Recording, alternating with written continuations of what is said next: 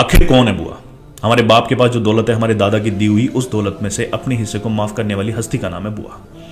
इसी रिश्ते को इतनी बदनामी क्यों? बुआ ऐसी, बुआ वैसी।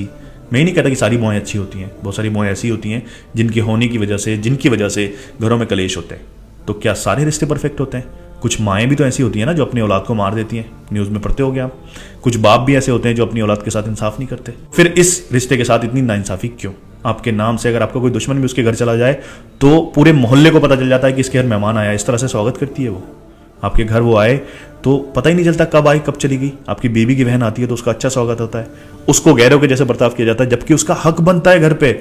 आपके घर का हर एक कोना उसने अपने हाथों से संवारा होता है, उसका बचपन यहाँ गुजरा होता है। और कहते हैं हमने तो दहेज दे दिया तो फिर बुआ का जो हिस्सा था वो हक अदा कर दिया। ये बहुत बड़ी गलतफहमी है।